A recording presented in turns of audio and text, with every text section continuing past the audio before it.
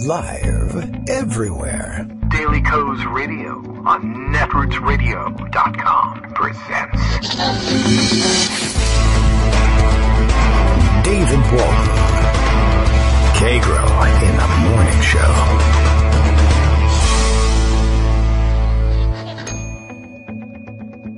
Now, here's David Waldman.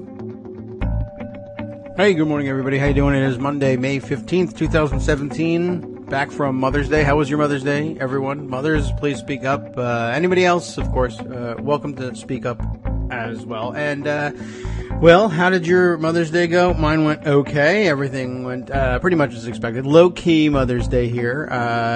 I guess low-key Mother's Day for the president as well. Lots of people noting that he didn't spend any time, obviously, with his mother, who's passed away, but with the mother of any of his children either, including the one he's currently married to, Melania Trump. She spent the day in New York. He spent the day golfing here in Virginia. It was a nice day. Can't blame him, except for the whole thing about how you should probably spend some time with the mother of your children, but okay, whatever. He doesn't even have a Mother's Day lapel pin, is what I'm saying here.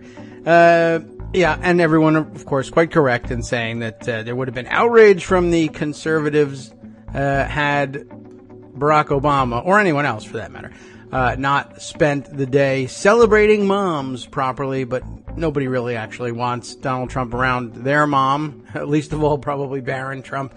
But can't speak for the boy. Don't want to either. Lots of other directions to go with today, of course. Let's see. Things that have sprung up in the past 24 hours that deserve some comment in a quick lightning round. Callista Gingrich apparently on tap to be nominated for ambassador to the, well, it says to the Vatican, but I think when we do this we say to the Holy See, which, right, quite frankly, holy cow, I wish they would throw Callista Gingrich into the sea. Doesn't strike me as a terrifically difficult thing to get myself to say in the morning. But yeah, sending her to the... Again, all right, won't speak for Barron Trump. Won't speak for the Pope either. The Pope's a pretty forgiving guy, as it turns out. Quite a nice fellow. Maybe more forgiving than anybody thinks. Seems like a tremendous insult, I don't know, to the Vatican to send Callista Gingrich, who, if anybody needs any reminders... She was a staffer on Capitol Hill when Newt Gingrich began conducting an affair with her. He was, of course, still married at the time. In his second marriage, of course, he was at that time married to the first staffer with whom he had had an affair while previously married. His first wife, of course, everyone remembers the story of his leaving her while she was in her hospital bed with cancer. People sometimes forget that his first wife was his high school math teacher, which is a little funky all by itself. I'm sorry if I've made you sick early this morning on a Monday, but yeah, all right. And it's not Newt being named ambassador to the Vatican, as they put it here. It was in the New York Times, right? It says they're usually pretty careful about that kind of terminology. Maybe I have it wrong. Is it not that you're being sent to the Holy See, or is the Holy See the offices here on the ambassadors from the Vatican to other countries, or maybe, I don't know. Anyway, I like to throw out those terms if I can remember them, only if I get it right. But anyway, we threw that one out regardless. Callista Gingrich, as I recall, is a pretty staunch Catholic, and I guess that's the reason that she was able to talk Trump into doing this. Well, the real reason, of course, that she was able to talk Trump into doing this is that Newt Gingrich was such a big Trump supporter during the campaign, although he was a little shaky. I don't know. Maybe, anyway, maybe he just wants him out of the country. I do. That's not such a bad thing. But she, I believe, converted Newt to Catholicism for the purposes of the wedding, anyway. And it was like it was part of this rash of conversions of public figures to Catholicism. I think really they found it politically convenient. I guess we can't really question their motives when it comes to religion on things like this, or we wish that they wouldn't do that to anybody else either. I mean, I guess it's fair play in that it's turnabout occasionally, but it wasn't difficult to do politically speaking, because it was like a hot thing to do in the anti-abortion atmosphere of the time. Not that we have escaped from that atmosphere by any means. All right, Rebecca Roman tells me we're okay here. It is the ambassadorship to the Holy See, and that's good. I do love it. SEE, by the way. I like all the words that they have. They have the best words over at the Vatican. I like the Holy See. I like the Papal Nuncio. I enjoy that one quite a bit, and I've always thought that that PayPal, the company, should have a PayPal nuncio here in Washington, D.C. to do their lobbying for them. I think that's what we call their ambassador to us. Anyway, okay, no need to linger over that. Lots of fun happening over the weekend. I will share with you Bill's tweet from Portland, Maine, as he often shares it with us in the mornings to let you know that Daily Coast Radio is live. I've spent the last 5 minutes telling you about that, and at great personal cost, I would point out. So that means go to patreon.com/KagroX and sign up to be a monthly donor to lessen my monthly costs. I'm actually speaking, of course, here, though, of using up 2 hours of my valuable finite energy for you, the listener.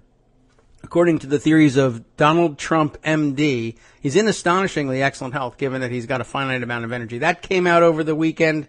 I think going into the weekend we had heard about this one, that somewhere, I guess his theories of exercise have come to the fore again. How? I don't know. I guess it was from watching him loaf around the couch so often.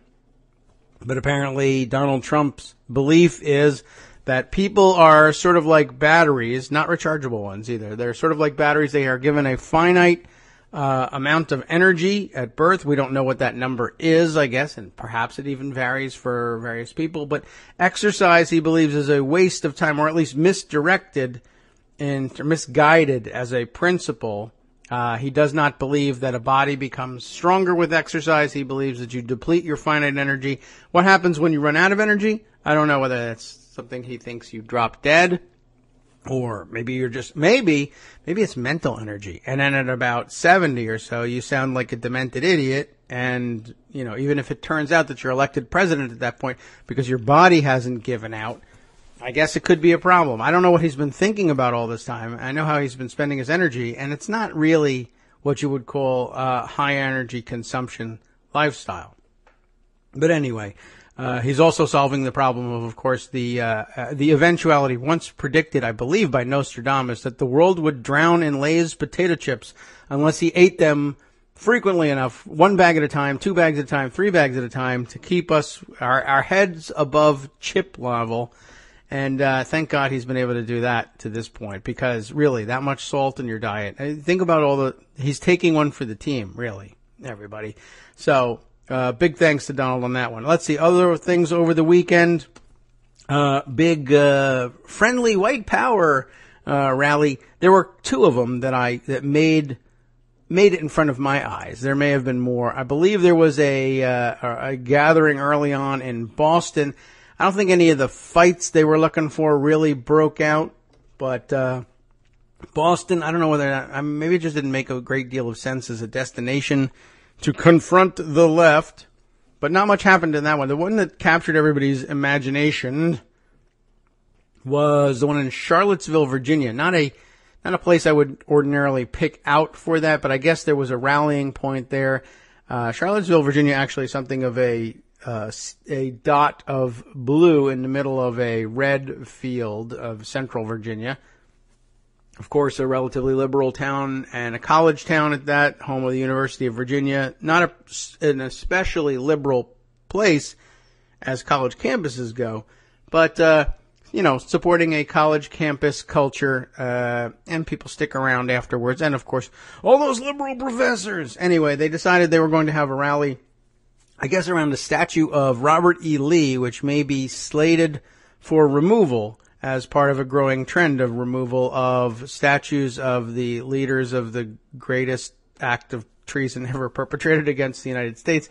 I guess to them that means white identity of sorts, so they decided to have a big rally. I was struck by this, and I think they meant for us to be struck by this as a visual. They thought it would be interesting to do this by torchlight, like torches and pitchforks type torches, except where do you go to get torches and pitchfork style torches these days? Well, pitchforks are actually quite expensive. So they skipped the pitchforks and they got the torches, but they had a rally. It was actually quite funny. From a distance, it's very frightening, and that's their intent. Of course, it looks a lot like a Nazi brown shirt rally. But these guys had torches, but at close range, you could see that they had gone to Home Depot and bought out the entire stock of like citronella tiki torches. And it's a little bit less threatening when you get up close and you take a look at that. And, it did have the desired effect. I didn't see in the photos any black people around. It kept the black people away and, I assume mosquitoes as well. But they looked ridiculous. And, but it struck me really, in addition to looking foolish, was, like, how could you get away with it? Where were the fire hoses at that point? I mean, they've been blasting protesters with fire hoses with no fire around for years. These guys were carrying around open flame in great numbers. Imagine, I'm sure that was not permitted, but, I would just say, if you tried that at a peace march, they would shut you down so fast, as Donald Trump would say, your head would spin. Because the open flame at something like this, I can't believe they let them get away with that one. They probably just didn't know what to do with it. They weren't expecting it. And it may be that they shut them down seconds after the photos were snapped. But I was pretty surprised by that one. And I guess secondarily surprised by the appearance of Richard Spencer at this rally. Not just because he's not from Charlottesville, Virginia, but instead lives out in where? Whitefish? Is that Montana? Anyway, letting us all down, those of us who have come to expect the man to put on the dapper show for us, just about busting out of his jacket yesterday. Not looking dapper at all, but the rest of the folks showed up in white polo shirts and khaki pants, so I guess be aware of that anytime you look like that. Or actually, that's what Donald Trump usually wears to golf, isn't it? Well, it might be some sort of new white power uniform. Certainly the red hats will give it away. Greg Dworkin is here to join us this morning. Probably I'm going to guess, take us in a different direction. How you doing today, Greg? I'm okay, but I do wear sport shirts. Okay. And khaki pants, unfortunately. So do you have any colored sport shirts? Sure. Okay, stick with those. White is... I don't tend to wear white. Yeah, well, after a while... they tend to get covered in, ketchup and barbecue sauce with these guys, I think, and they might be something they abandon. But, don't bother trying to get any tiki torches anywhere on the East Coast, I guess. No, that I don't. I think they're all been taken up already. There was this interesting article, from March. I just dropped it at the end of your list there. Mother Jones? From Mother Jones. White nationalist Richard Spencer gets his money from Louisiana cotton fields. Really? Oh, that is darling. And the U.S. government. Yeah. So apparently his family owns a lot of land in an impoverished African-American area in Louisiana and gets millions, including millions in subsidies from the U.S. That's where he gets his money, and that's how he has the freedom to go and do marches in the middle of the night. That is interesting. And has the money to go and buy tiki torches from Home Depot. I guess so. I don't know whether he sprung for those or not. But meanwhile, he's living up in... the other end of the country, Whitefish, Montana, I guess. Maybe they enjoy the white cotton polos for that reason. It could be your cotton. We're really enjoying that. Look at that. He's a dropout from Duke University's PhD history program. This notes. Interesting. Yeah. Wow. Just always nice to know. One of those things you never know. I want to follow up, just a little bit. We had that Bahamian discussion on the show on Thursday. Right. And, I put it up in the pundit roundup, today. And, I found not a follow up, but a prequel, if you will. There was a nice article by, Eric Garland, who's a conservative, a never Trumper, which is why I know him. Yes. And was talking about this before the election. And it turns out, and I have this in the pundit roundup this morning, I did a whole Bahamian section there. But again, it has to be seen in terms of Chinese conflicts with the U.S. and skirmishing in terms of the spheres of influence. And I think that it's properly seen that way and always a good thing. But I'll just mention in passing that it continues to be an interesting story, and we'll see if other stuff comes out of it. I think one of the more interesting things that happened over the weekend is the slew of stories about how Republicans are not particularly happy with what's going on with Trump, and how the public isn't either. For example, in my pundit roundup this morning, I dated myself. Oh, congratulations. I did, because I used the title and the beat goes on, and then I find myself in the comments having to explain what that reference was. It's Sonny and Cher, folks, from the 60s. So I start out by pointing out that the NBC News poll came out over the weekend on Sunday, NBC News, Wall Street Journal. Just 29% of Americans say they approve of President Donald Trump's decision to fire FBI Director James Comey, while 38% disapprove. So disapproval is higher than approval. Another 32% of respondents don't have enough to say on the matter. But among those who say they've read, seen, or heard a lot, 53% disapprove and 33% approve. So it's not going over well. And in fact, when First Read put their story together this morning, they titled it, "It's Early, but the GOP is already in the midterm danger zone," and that's what we're going to focus on today. Okay. Two ways to look at the new national NBC Wall Street Journal poll. We did the Comey stuff. The President Trump's firing of Comey doesn't change his overall standing. He's at 39% now. It was 40, so that hasn't changed. And basically his fave-unfave score, 38 to 52, is also unchanged. But here's the second way to view the poll, they point out. Trump's 39% job rating, and this doesn't get emphasized enough.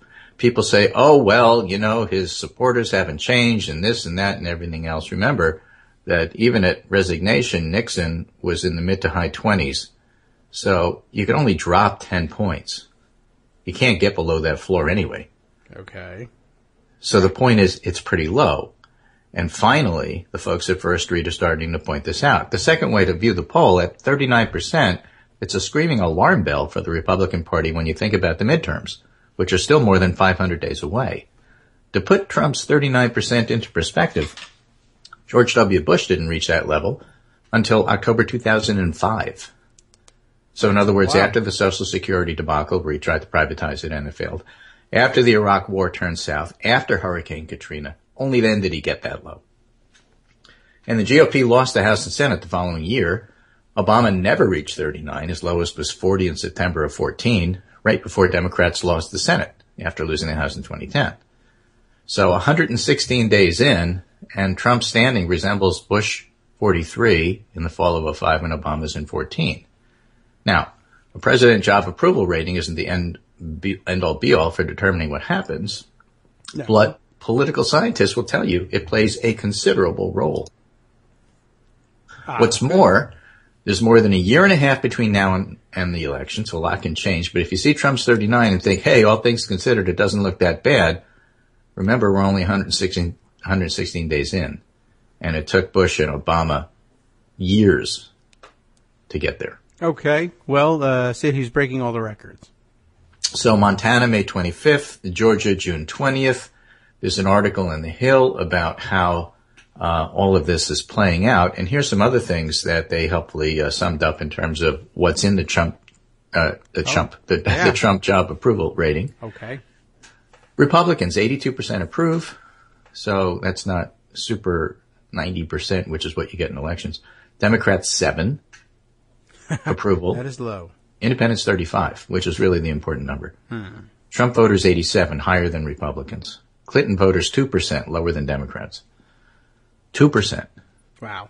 Who the heck are those 2%? Sounds like milk. Men, 45. Women, 33%. 18 to 34, 26%. 65 and older, 49. That's what's propping them up. Old white guys. Whites, 47. African Americans, 12. Latinos, 22. Urban residents, 27. Suburban residents, 42. Rural residents, 52, which is his base. Old white guys out there in the country. Whites with a college degree, 37. Whites without a college degree, 54. And they also point out that the bigger issue right now for the GOP is healthcare. Oh. I mean, you have all of those town halls going on. Yes.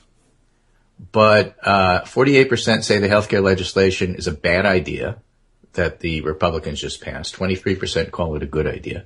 And that 25-point gap between good and bad is larger than anything that this poll ever found for Obamacare. Oh. Okay, and remember with Obamacare, because you'll hear this, I see conservatives online doing this all the time. Obamacare was really unpopular. You forgot. No, actually what you forgot is that half of the people that didn't like it wanted single payer. Right. True. So, you're completely misinterpreting those numbers, whereas in this case, the people who hate it just flat out hate it across the board. Right? That's true. I mean, there's not much to like about that one. There's not much to like about it. In this poll, 78% want an independent commission or special prosecutor to look at the Russia probe, speaking of Comey. Yes. And only 15% think Congress should do it. Okay. 78% want independent, 15% want Congress.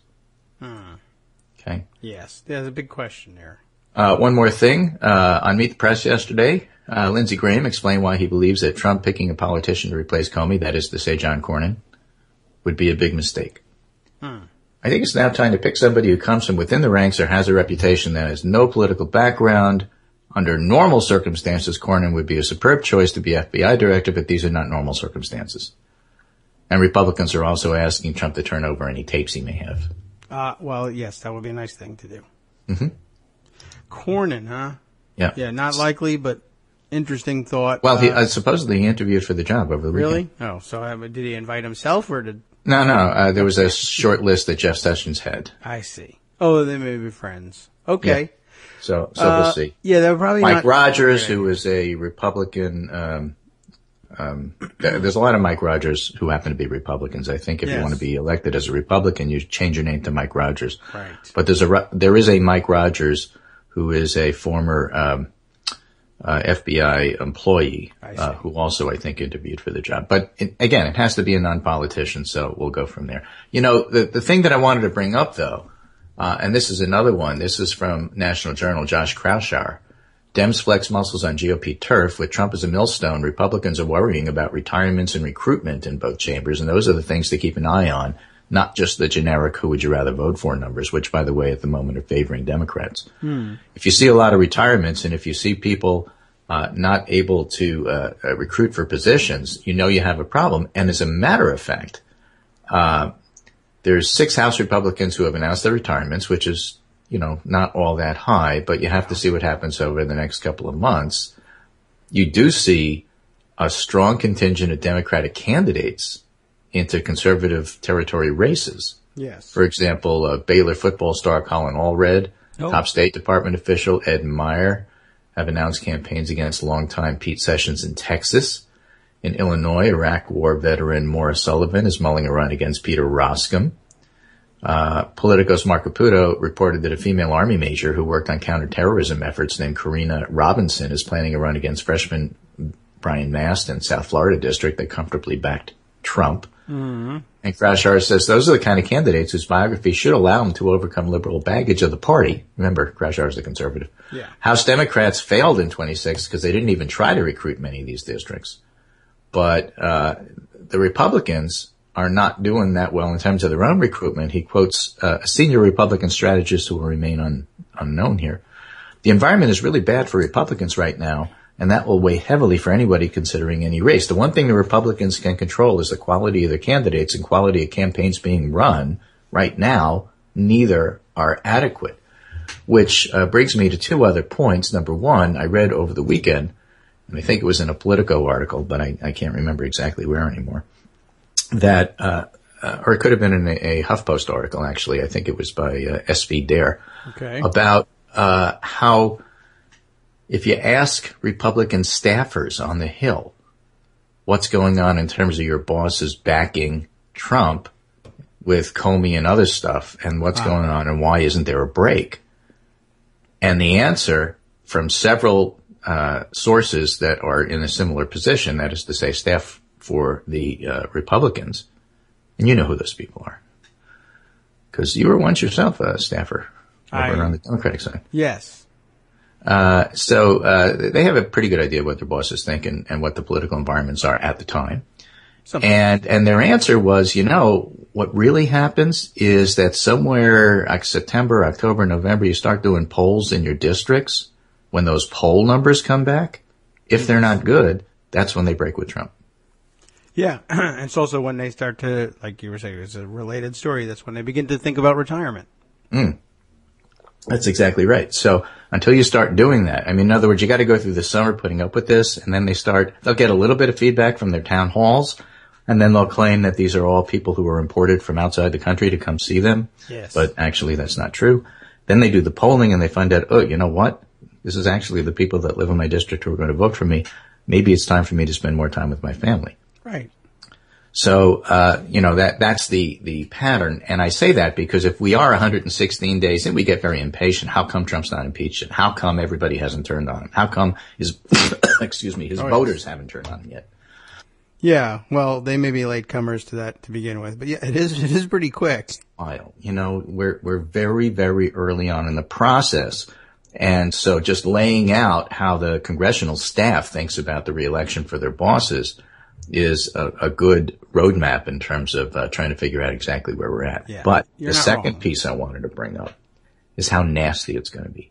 Oh, all right. Let me give you some examples. Chicago Tribune, woman attempts to drive GOP congressman off-road over healthcare vote. Oh. Police. A Tennessee woman hated that our congressman voted for the controversial Republican healthcare bill in the House of Representatives, authorities say. So Wendy Wright tried to run Representative David Kustoff, Republican Tennessee, off the road after he left the town hall meeting in Tennessee. The weekly WEAKLEY County Sheriff's Department said Wright tailed the car.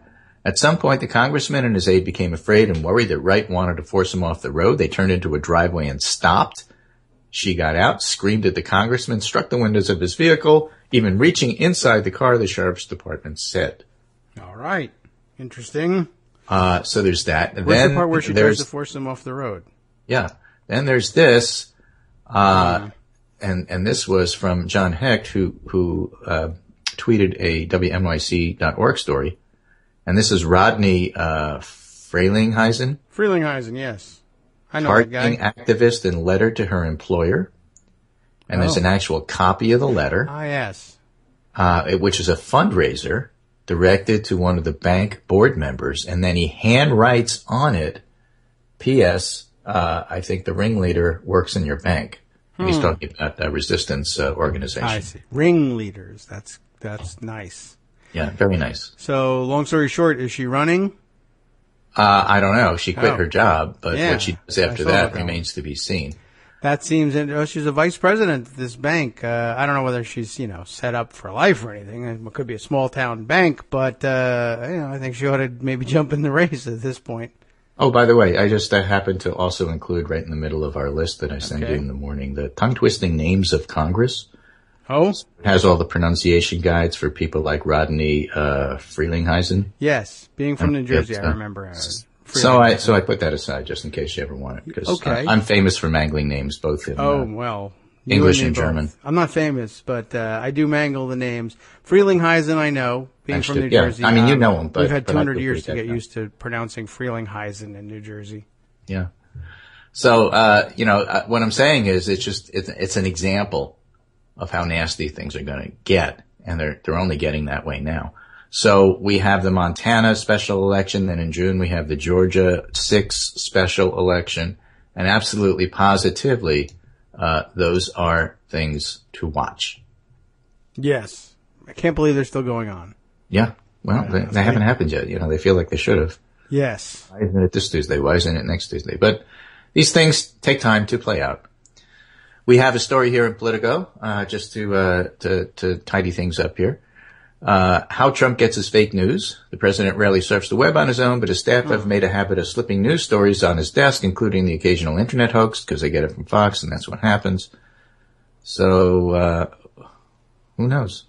Yeah, I did see that story, and there were some great little anecdotes being retweeted from it. I would have thought that Trump would be surfing on his phone, on Twitter and clicking on links and stuff, but I don't know. I guess he considers himself too busy to click on the links. But, people just instead hand him headlines. There were some real doozies in there. We're going to go over that one, I think. Right. And then my last item here, again, I'm going to go back to where I started, which is the pundit roundup. And I'm just going to give you some pieces about how things are going, the general zeitgeist here. From the New York Times, GOP senators pulling away from Trump have a lot less fear of him. And that's a quote, a lot less fear of him.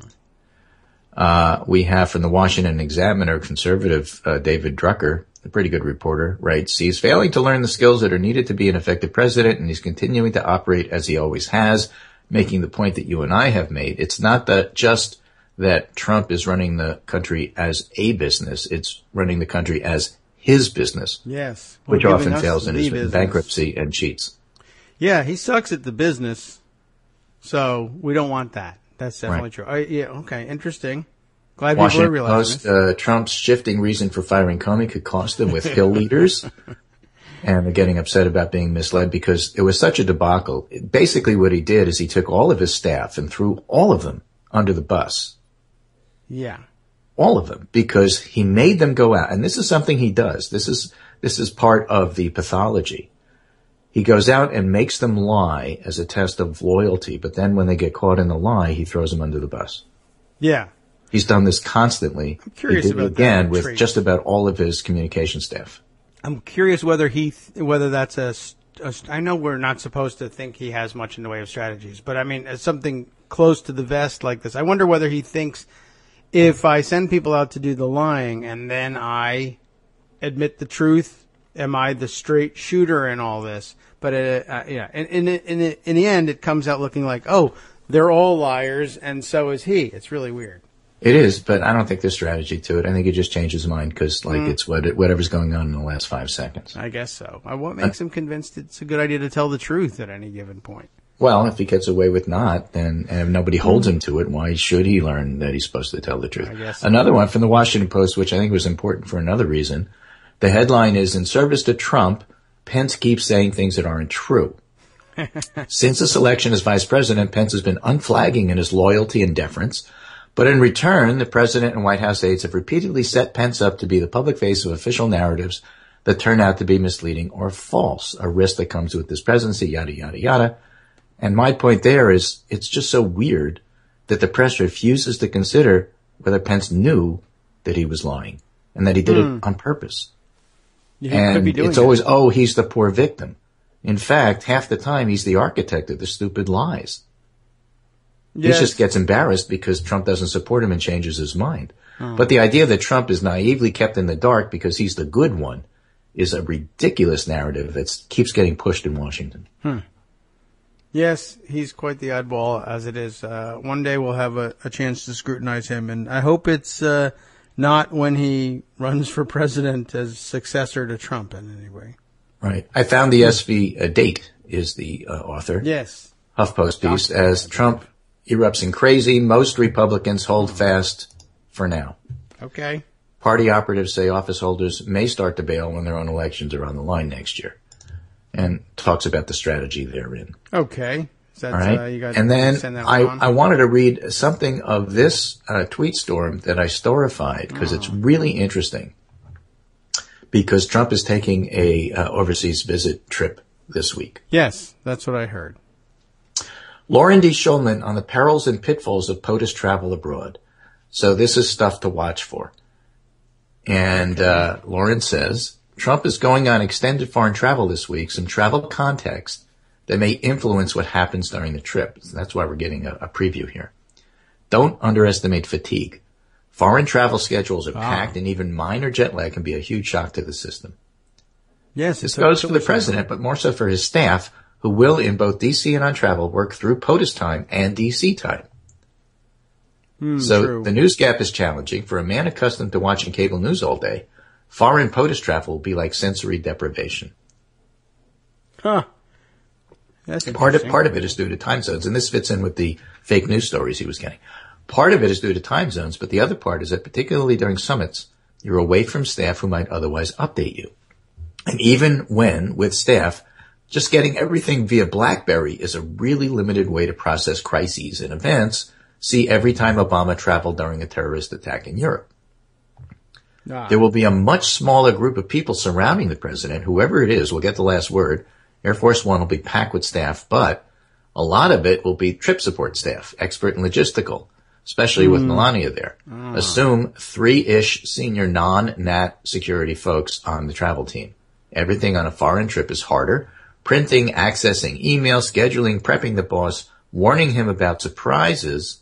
Our foreign counterparts know this, and they've been studying the president. Assume many surprise asks will be made in the Trump meeting. Yes, definitely. For him. There's a lot of pressure during foreign travel to not show up empty-handed and to appease hosts. Combine these pressures with Trump's personality, so hopefully I've described the environment as tense and stressful and exhausting. Now, put the entire onus on one guy, and that's McMaster, who is his national security advisor. Most of what can go wrong on foreign travel isn't within the NSA's control, national security advisor, but they are still looked at as point person and first responder. If there are Trump-McMaster tensions, this will bring them out. And even if there aren't, China, Russia, even ISIS and others are very well aware POTUS foreign travel is a great time to pull off major distractions. So, bon voyage, everybody. Oh, and I forgot something. Everywhere Trump is going will make it really difficult to protest him. Summits are closed off. KSA, Vatican, nope. So don't assume angry Euro protests. The exception will be during motorcade movements, and it'll be unlike much of his presidency to date. It's also a good point is limited news consumption will be different than usual. So I don't think they know enough yet to overcome the enormous momentum of typical foreign travel planning. POTUS trips are astonishing logistical operations. Changing course is difficult and not understood until far too along. And even a Trump loyalist advance team can't change much of this dynamic. All they'd really influence is the schedule and not at the summits. So usually summits are highly scripted and boring, but Trump's going to be Trump. So let's watch and see what happens. I think those are all very interesting, enlightening points in terms of what to watch for this week. Yes. The one that jumped out at me that I would have a big question about is the staff that he takes with him in terms of preparation. The idea that ordinarily, absolutely correct, the president will pack the plane with issue area experts because he's going on a work trip. He doesn't have any, so I don't know that he's going to pack. He may, in fact, take the same crowd with him. He may find himself surrounded by the same circle on his trip, or he may be angry at some of them and leave them behind. But it's not to substitute issue area experts in their place. Exactly. So with all of that, that's my summary for today. Just wanted to leave your listening audience with some interesting tidbits in terms of what's going on here. And again, we're overseas, so it'll also be interesting to see how the domestic resistance reacts to this. Used to be when you're overseas, you don't criticize. Oh, but, yeah, that's out the window. And we'll have to see what else happens because he's left a lot of the people, the bad ones, the bad guys at home, Sessions and otherwise. And we'll hear what happens in terms of his preference in regard to what happens at the FBI. Of course, just keeping that story at the forefront. So that's not going away either. And with that, remember, the big stories right now are healthcare and the Russia-Trump connection, neither of which is off the front pages. A lot of it happened or is happening at the town meetings when the Republicans go home. And with all of that, we have the potential for some big mess-ups overseas. So we'll watch it all with a keen political eye and a heightened interest. So this is Greg Dworkin speaking with my friend David Waldman Kagro in the morning. Don't run your congressman off the road. That's not a good idea. I don't endorse that. Just outvote them. Take care, and I will talk to you on Wednesday. All right, very good. I'm looking for. I didn't see the tweet storm that you were reading from. You want to send me that so I can let everybody peruse Sure, it's on, and I'll tell you about two of them. It's on I'll send it to you right now. Yeah. But it is on the Pundit Roundup, and the other one that I also have on the Pundit Roundup. But let me just include this right at the bottom here. I'm sorry I didn't do that. The other one that I thought was awfully interesting was from Victoria Brownworth, who mentions Armando, but talks about how much of the resistance going on right now happens to be women, people of color, LGBTQ, and others. I mean, it's all not straight white males, except that straight white males seem to get all the coverage. So she deals with that fairly well. Okay. I'll leave both of those with you. They're Thank both you. in I the see Pundit them. Roundup. Yeah, And both at the bottom of the list I sent you. So take care. And again, I will talk to you on Wednesday. Okay. Very good. Thanks, Greg. We'll catch up again then. Plenty of things happening in between now and then, I'm sure.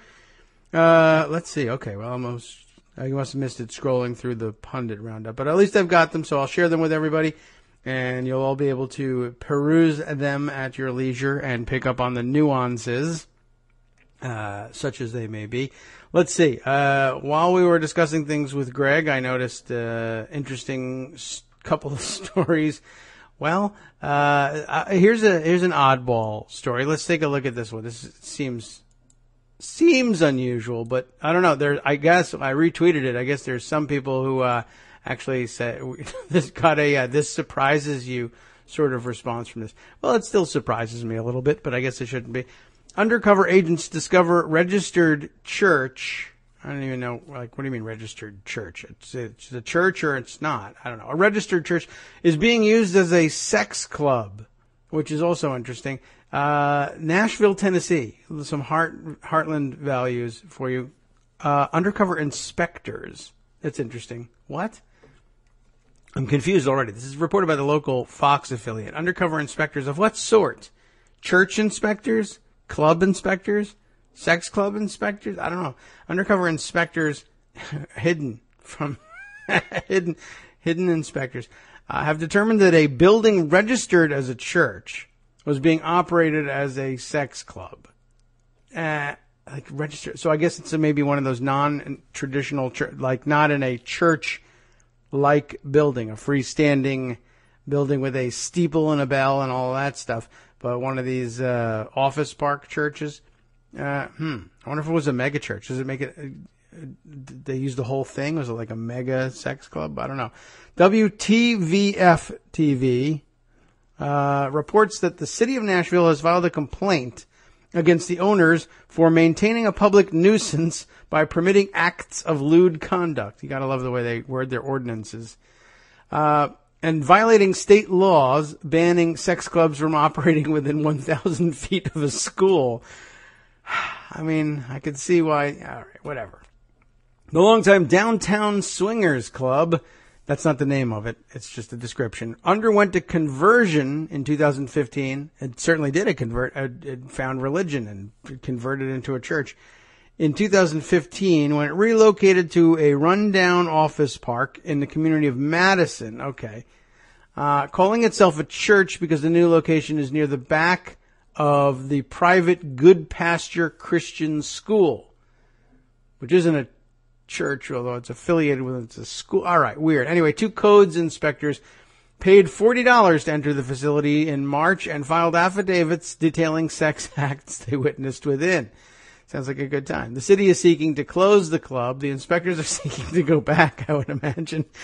Did they get their money back? Did the city pay for it? Is this entrapment? I don't know. Well, anyway, so that's weird. So is it registered as a church, or is it just call itself a church? Or this is very unclear. This is clearly not a huge story, but I don't know. Very weird, and it's sad in a way that America's sex clubs are reduced to storefront operations in rundown office parks. I prefer the downtown locations, and it's really too bad. You really have to be right in the vibrant downtown of the city for this to work, I think. But I don't know. They're getting $40 a pop, so I guess it's working. And by a pop, I mean admission to the building.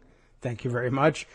Okay, well, that's a weird story. I don't know why that caught my... Well, sure I do. Church sex club. Of course I know why it caught my eye. Why am I lying to you? All right. Well, building inspectors. Mimi Joe was thinking they must have been building inspectors. There are clearly obviously, the city has to inspect something. Buildings do need certificates of occupancy, even churches, but this wasn't a church. It was a sex club. And I guess they need certificates of occupancy too. Like, I don't know. Should the occupancy rate be higher at a sex club because the people stand closer together? I don't know. I'm very curious about this. I want to know the mechanics of how this works, but not too much about it, really. All right, let's see. Oh, okay. An interesting incoming solicitation phone call. Let's put that away. All right. let's see if we can catch up on a number of other items happening here. Oh, by the way, I have seen, and you've likely seen, just putting it out there on the record, suspected outbreak of Ebola again over in Africa. So I guess we'll get a chance to see how Trump and his advisors respond to that one. I don't think we're in any particular danger at the moment, but these things do move quickly as we move people around. On these airline things, they're high tech. They fly all over the place. So you never know where somebody's going to turn up. Let's see. All right. Oh yeah. Worst idea I've seen in some time, and I hope we are not to blame for this one, but we were joking about it the other day, about the idea of replacing the FBI director with Merrick Garland, but just threw his name out because, he was a controversial nominee recently. And by controversial, I mean only that there was a controversy over the way he was handled. There was nothing controversial about him. So now I guess they're taking it up semi-seriously. Mitch McConnell, apparently on the record, as saying that he thinks replacing James Comey with Merrick Garland is a fantastic idea. Of course, he thinks it's a fantastic idea because it would open up a senior seat on the D.C. Circuit Court of Appeals, which is an enormously important court, and we know how Trump would fill that with whoever. It would be a pick from a list handed to him by conservative activists and jammed through without a filibuster. So I'm sure he thinks it's a great idea. Less understandable was why people like Amy Klobuchar, Senator Klobuchar, was saying it was a good idea. I think I hope that she's considered it since then and then said, oh yeah, right. Oh no, I mean, I only meant that it would be a great idea because I like Merrick Garland. I don't particularly like Merrick Garland for this job. It doesn't make any sense he's had some FISA court background, but as FBI director, it doesn't make any particular sense. But by the way, if you want any recommendations, if you love Merrick Garland and you need a new FBI director, I don't know for sure that he'd be up for the job, but I've got a suggestion for you. Former clerk of Merrick Garland's. You can call me and I'll give you the reference. But I'm sure, I doubt very much it's a job he would take. Anyway, no particular reason to believe that Merrick Garland is suited in any special way for the job. So drop it if you were hanging on to it. But I think most people got the message loud and clear. It's a power play for eliminating a Democratic nominee from the D.C. Circuit and replacing him with a Republican. Not a good idea. All right. And I guess Republicans will pretty quickly pick up on the idea of why it's a bad idea to put John Cornyn in that seat too, of course. Yes, Mad Hatter pointing this out to us on the Twitters. Cornyn, of course, his move to the FBI would just set off a huge chain reaction of House members scrambling for his Senate seat. And from a political perspective for Republicans, that's not something they're going to want to do. They're going to want to keep things as stable as possible and they certainly don't want to create an open Senate seat held by a Republican at this point. All right. Let's see. Other things that made it into the news and made it from there into Pocket over the weekend. Let's see. All right. We'll run down the list quickly and until we hit one we really need to pause on. I thought this one was interesting also. This comes from the Politico piece, so we'll stretch this one out a little bit. Because in addition to learning via Twitter today that the president gets his fake news by having staffers slip it to him, print it out, we learned, once again, alarm bells, he's getting fake news. This is a huge problem for the president of the United States to be being served this way. Shane Goldmacher is the byline on the piece, how Trump gets his fake news.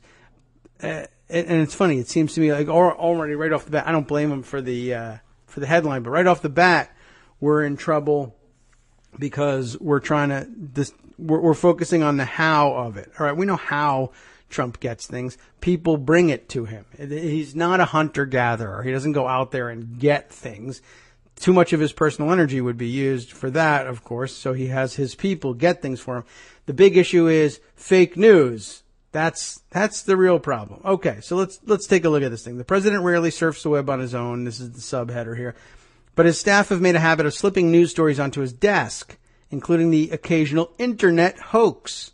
That's problematic. Right off the top, this was the first, it's the lead-off tidbit of the article. This was the first one that I saw tweeted around, too. And, let's see. It says this. White House Chief of Staff Reince Priebus issued a stern warning at a recent senior staff meeting. Quit trying to secretly slip stuff to President Trump. Just days earlier, K.T. McFarland. Remember her? She's still around. K.T. McFarland, the Deputy National Security Advisor, had given Trump a printout of 2 Time magazine covers. One, supposedly from the 1970s, warned of a coming ice age. Seems plausible for those of us who were around at the time that was, in fact, something that was, I recall, being discussed. The other from 2008 about surviving global warming, according to 4 White House officials familiar with the matter. Now, obviously, you're beginning to see what's happening here. This is supposed to highlight a contradiction in Trump's mind. Why, on the one hand, global ice age, and on the other hand, global warming. And, of course, that's the reason why global warming activists were working so hard to change the terminology to climate change rather than global warming, because one of the models, as I understand it, and I understand it from the movies, I'm not a climate scientist, so I don't know whether it's really happening. I'm not denying that it's happening. I'm just saying I don't know it myself. I trust climate scientists, whereas climate denialists don't.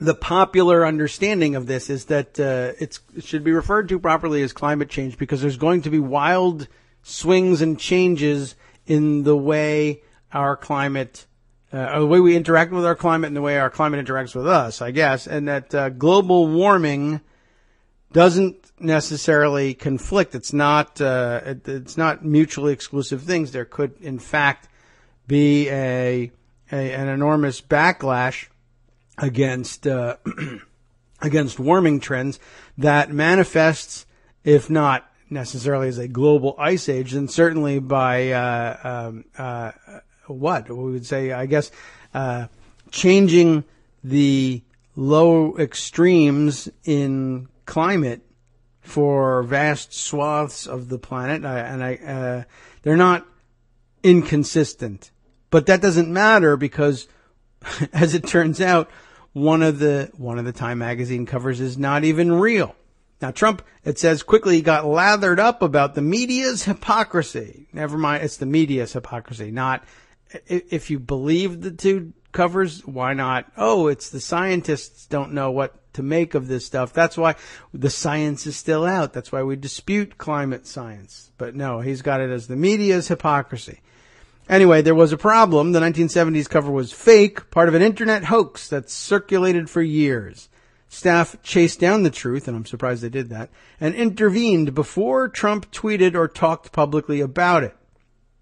It's amazing. They probably are patting themselves on the back for having averted a huge catastrophe, but he does this all the time anyway. Eventually he'll get through. Like we learned about SDI. Eventually, if you just lob enough ridiculousness at the Twitters, one will get through before they can intervene. I wonder how they did that. Should study that for best practices.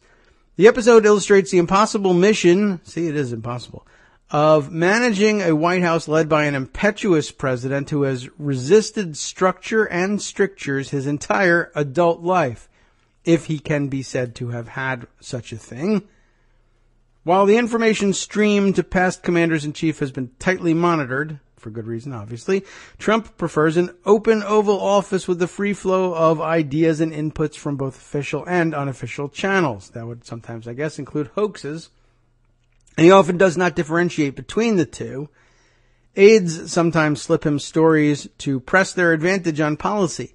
Other times they do so to gain an edge in the seemingly endless Game of Thrones inside the West Wing. The consequences can be tremendous, according to a half dozen White House officials and others with direct interactions with the president. A news story tucked into Trump's hands at the right moment can torpedo an appointment or redirect the president's entire agenda. I do dispute that. It can redirect his entire agenda because his agenda is whatever's in front of him at the moment. So I guess I would dispute the use of the word agenda in that sense, but not much else. But what about torpedoing an appointment? I guess it's possible if you're torpedoing it before it's ever made. But I would say the caution there is that he's not making any appointments, so it must be, I would have thought it would be hard to torpedo them, but maybe they're being torpedoed before they launch, and it just looks like he has no ideas about nominations. In fact, he has many, and they're being torpedoed one after the other. Current and former Trump officials, and it's amazing 100 days in that there is such a thing as a former Trump official, say Trump can react volcanically to negative press clips, especially those with damaging leaks, becoming engrossed in finding out where they originated, as if he were some great sleuth. I wonder if he's ever, I'm sure he's convinced himself that he's figured it out, but I bet he hasn't. I bet he just thinks he has. Anyway, and maybe sometimes coincidentally he's right. That's what happened in late February when someone mischievously, how do we know that, gave the president a printed copy of an article from gotnews.com, the website of internet provocateur Charles C. Johnson, the actual rage Furby crap on the floor Charles C. Johnson, not the recently converted green footballs Charles Johnson, which accused Deputy Chief of Staff Katie Walsh of being the source behind a bunch of leaks in the White House. Uh-oh. No matter that Johnson had been permanently banned from Twitter for harassment, or that he offered no concrete evidence that he's lobbed false accusations in the past and recanted them. No. Trump read the article. I mean, he wouldn't know that probably. And began asking staff about Walsh. Who is this? Did this happen? Johnson told Politico that he tracks the IP addresses of visitors to his website and added, I can tell you unequivocally that the story was shared all around the White House. That's something that they probably ought to protect themselves from somehow. White House Chief Strategist Steve Bannon defended Walsh, who has since left the administration to advise a pro-Trump group, in a statement to Politico. Katie was a key member of the team and is a trusted friend and ally of the White House. No one in the White House took that article seriously. Walsh declined to comment from outside the White House. But the smear of one of Priebus's closest allies, Walsh was his chief of staff at the Republican National Committee, vaulted from an obscure web posting to the topic of heated conversation in the West Wing, setting off mini internal investigations into who had backstabbed Walsh. Oh, man. That's pretty good. When Trump bellows about this or that story, his aides often scramble in a game of cat and mouse to go figure out who alerted the president to the piece in the first place, given that he rarely browses the internet on his own. Some in the White House described getting angry calls from the president and then hustling over to Trump's personal secretary, Madeleine Westerhout, to ferret out who exactly had just paid a visit to the Oval Office and possibly set Trump off. Wow. Priebus and White House Staff Secretary Rob Porter have tried to implement a system to manage and document the paperwork Trump receives. While some see this new structure as a power play by a weakened chief of staff, you'd like to get a phone log, too, cracked one senior White House advisor.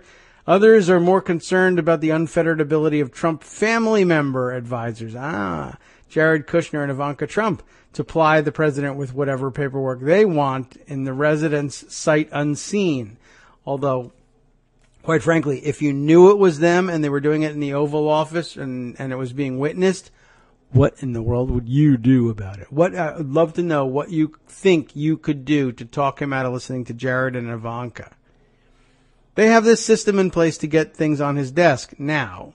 The same White House official said, I'm not sure if anyone follows it, but at least it's there. Priebus has implored staff to do so in order to abide by presidential record-keeping laws, which require cataloging what the president sees for the archives. Ooh, man, they get detailed, don't they? Lisa Brown, who served as White House staff secretary under President Barack Obama for 2 years, said it can be dangerous when people make end runs around paperwork procedures, leaving the president with incomplete or one-sided information at key junctures.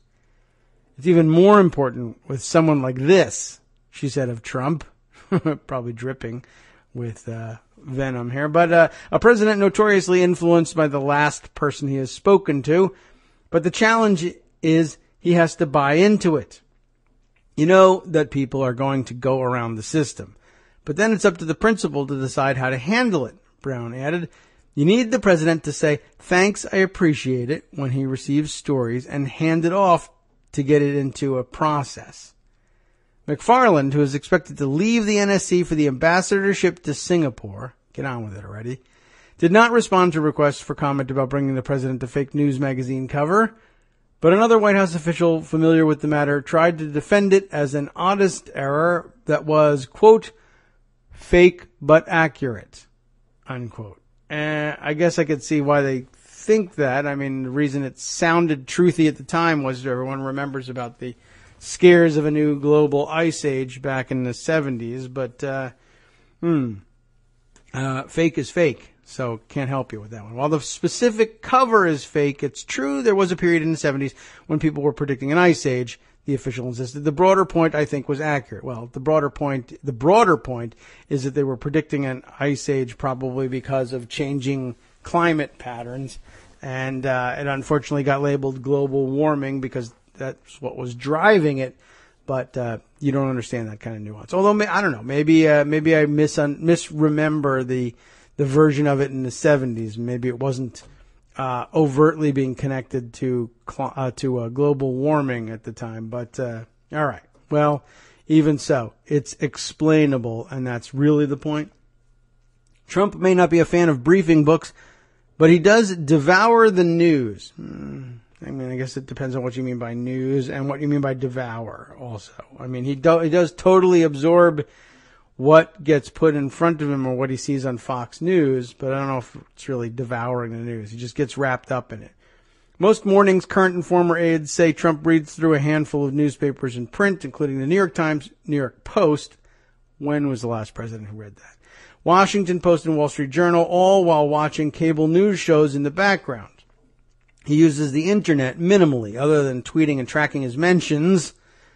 So what other news stories he sees can be more haphazard? Does he really track his mentions?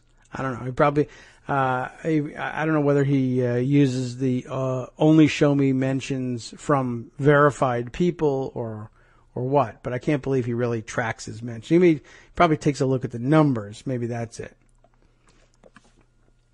Trump does receive a daily binder of news clippings put together by his communications team, but White House officials disagreed on how much he reads those. White House and former campaign aides have tried to make sure Trump's media diet includes regular doses of praise and positive stories to keep his mood up, a tactic honed by staff during the campaign to keep him from tweeting angrily, which is why he's dangerous and unfit for the presidency, I might add. There is universal agreement among Trump advisors on this. He's terrible. That's not it. Let me read it again. The best way to focus the president's attention on any story is to tell him about it personally. We did learn that about developers in general, right? Even if it's in one of the papers he's already thumbed through. But officials say it's a high-risk, high-reward proposition because Trump's frustrations at bad stories can easily boomerang against those delivering him the news. Still, Trump advisors are unwilling to give up the chance to directly bend the president's ear and hand him supporting documents because they have seen how he can be swayed. In other words, he's easy to play, and they want to do that. When Secretary of State Rex Tillerson wanted to appoint Elliott Abrams, a veteran of the Ronald Reagan and George W. Bush White Houses, from which he should have been impeached both times, as his number two, someone in the president's orbit made sure Trump was freshly aware of Abrams's anti-Trump comments from 2016, such as a Weekly Standard op-ed in which Abrams wrote, "The party has nominated someone who cannot win and should not be president." Trump personally intervened to block Abrams's appointment. There I actually would give Trump some credit for that one. I don't know if you can keep them all out and still populate the administration, but it is rather ridiculous to try to put stuff like that aside and fill trusted positions with people who very recently said you didn't deserve to be president, and it would be dangerous if you did become president. More recently, when four economists Ah, yes, and this is the second tidbit now that I had seen being tweeted around, the second reason for picking up this article. When 4 economists who advised Trump during the campaign, Steve Forbes, is he an economist? Larry Kudlow, Arthur Laffer, and Stephen Moore, wrote in a New York Times op-ed that, quote, now is the time to move it forward with urgency. It, what? I don't know. A tax plan is what it turns out to be. Now is the time to move it forward with urgency. Someone in the White House flagged the piece for the president. Trump summoned staff to talk about it. His message? Make this the tax plan. According to one White House official present, the op-ed came out on a Wednesday. By Friday, this is great. By Friday, Trump was telling the Associated Press, I shouldn't tell you this. And I love when he does that. That's so amazing how many things he prefaces that way. And it's usually going to be bad information. But I love the way he telegraphs things. And of course, after having, he loves being the source for things. If the guy who hates leaks, what he's telling them right now, that's his tell. That this, if anybody else did this, it would be a leak. I shouldn't be telling you this, but we're going to be announcing, probably on Wednesday, tax reform. Startling his own aides, who had not yet prepared such a plan. Remember, on Wednesday they read the op-ed. On Friday, Trump is telling people, I shouldn't be telling you this, but by next Wednesday, tax reform. They now have a week from op-ed to release of the tax plan, and they've lost 2 days on it because it's not until Friday that they find out that the president is thinking that this means that they should be able to prepare a real live tax plan in a week. So there's nothing for them to do but what they end up doing. Sure enough, the next Wednesday, Trump's economic team was rolling out a tax plan that echoed the op-ed, which is amazing because, as I recall, the tax plan came out insisting on 3 tax brackets, but without defining any of the brackets. No idea what income ranges were in which brackets and or how extensive they were and where it breaks down, which, as many people who actually are economists, even if Steve Forbes isn't, and I don't know, want to Google that one later, many people who aren't economists, though, still were able to say, this is incomplete. I'm sorry, I can't grade this. You haven't given me the tax brackets. Now, mind you, I'm reminded once again that Donald Trump supposedly has a Bachelor of Science in economics, and from Wharton at that, and he loves to brag about it. How does a Wharton economics grad read an op-ed from 4 economists on a Wednesday, and then on Friday say we should have our own tax plan by next Wednesday, and it should be this one that I read, and it doesn't have any income tax brackets, no definitions. Does that here? So I guess the big question, first question then is, I should look up this op-ed. Did it also neglect to assign the tax brackets? And maybe they just thought that would be too presumptuous for them to do in an op-ed, and that really needed to be examined at the policymakers level. Although, I mean, I don't know. If you're going to, 4 economists, between the 4 of them, they couldn't put tax brackets down. Or maybe they did, and they removed the tax brackets because they weren't in full agreement with them, or Trump wasn't in full agreement with them, or nobody, I don't know, maybe nobody knew what the hell was going on, or maybe it was just moving too fast. But amazing that, I don't know, what even makes a person an economist if they're not a PhD in economics? Steve Forbes, are we talking about Steve Forbes who ran for president? Steve Forbes, are there other Steve Forbeses out there? I got to find this out now. So let's go to Google here. Steve Forbes. We'll just say wiki, and then are there more than one? I mean, in economics, there's more than one Steve Forbes, and there's plenty of them out there. But I think we're talking. Yeah, I think we're talking about exactly who we had in mind. The guy who ran for president, who's of course Malcolm Forbes, really, but Malcolm Stevenson Forbes Jr. Steve Forbes, American publishing executive, twice a candidate for the nomination for the Republican Party for president, editor-in-chief of Forbes magazine, obviously. Economist, yes, no. Education, let's go there. Well, he attended the prestigious Far Hills Country Day School, but I'm sure that didn't make him an economist. 1966, Forbes graduated cum laude from the Brooks School in North Andover, Massachusetts. Also didn't make him an economist.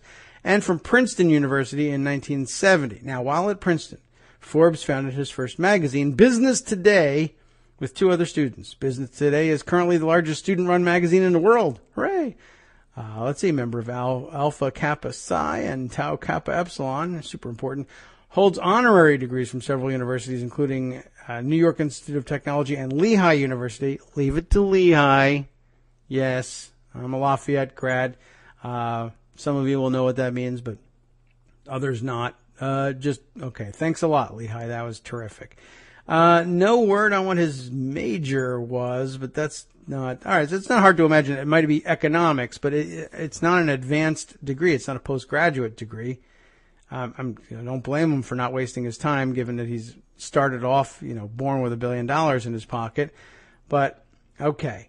Well, I don't know whether that makes him an economist or not, but he certainly spent his time steeped in economics and business news. I credit him with having a pretty decent sense, perhaps, of what goes into a tax plan and what doesn't. Between him and three other economists, then having the piece read by and approved of by a Wharton granted undergraduate degree from Wharton, and it's a bigger deal if you get an advanced degree from Wharton, but Bachelor of Science in Economics, he should be able to spot that there's no tax brackets in this thing. But apparently not. So, to wrap up with the article, Moore was at the White House that day. That would be, which Moore? Stephen Moore, one of the four economists on this op-ed. Several of the White House folks came up to us and said, "It's your op-ed that got Trump moving on this," Moore said. "I've probably written 1,000 op-eds in my life, but that may have been the most impactful." So, who was his guardian angel in the White House? We still don't know. But it was clearly someone who did not recognize that there were, I guess, no tax brackets included in all this. Is there a link to this piece? There's lots of links in here. I wonder if that piece is linked. Let me scroll back down here. New York Times op-ed. Yeah, let's click on it. Now I'm curious. Why are Republicans making tax reform so hard? That was the opinion piece. It was April 19th. Pretty late in the game for him to realize he wanted to have a tax plan and didn't have one handy. Does it say anything about it? Let's see. How long is this piece? And does it really outline a position, or does it just say Republicans are having a hard time doing tax reform, and so Trump said, we're going to do it, and we're going to do it. It's going to be really easy. Just go ahead and do it. I don't recall this having a tax plan in it. Let's see.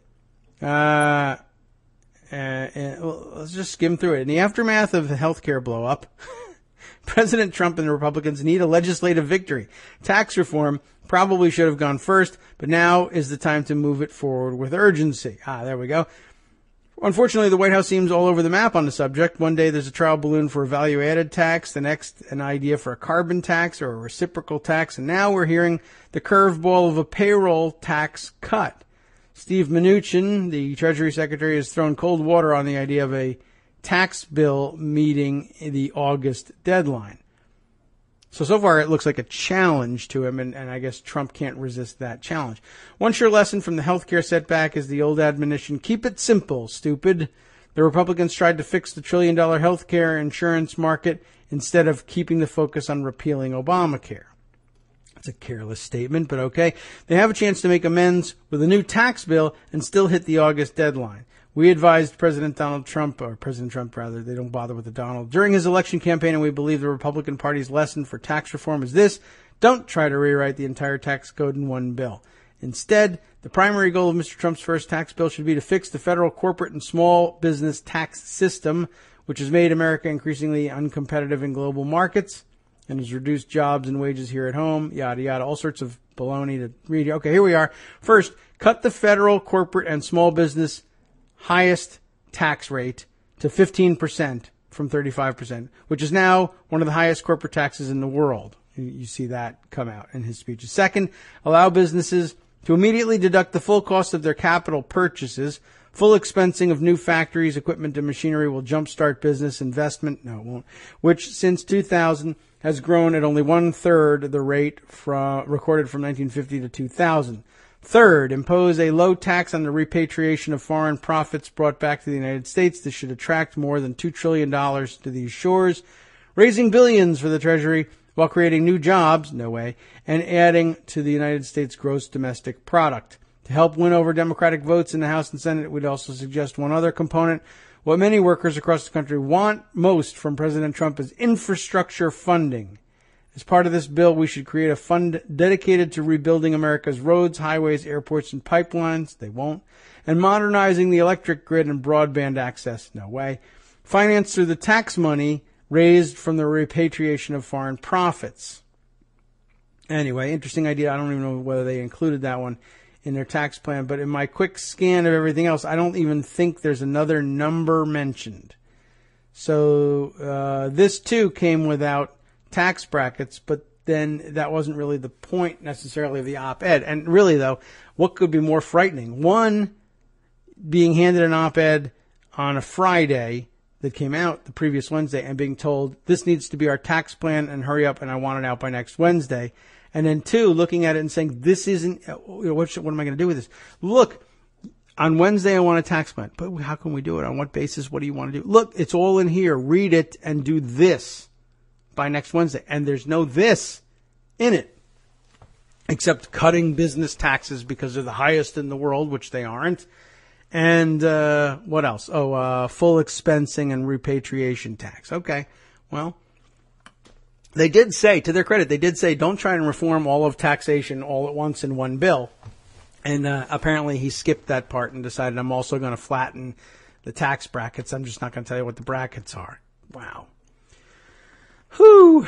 He's a piece of work, this president. All right. So that how Trump gets his fake news, impactful on two extremely important fronts. National security.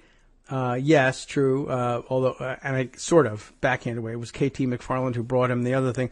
But about climate change and tax reform. Amazing that you can influence him that way. And that he's got no idea what he wants to do about either one of them. That's pretty remarkable. Okay, so let me move on. There's a couple of other things that I want to get to. Won't get to all of them today, but let's knock off the top things that I picked up on over the weekend, and then we'll settle into our broader pattern with tomorrow's show. Let's see. Couple of very interesting developments that need note and further discussion. Where to go? Let's start with this one. CNN reports over the weekend, and this will be a tremendous disappointment for many of us who are longtime listeners to the show.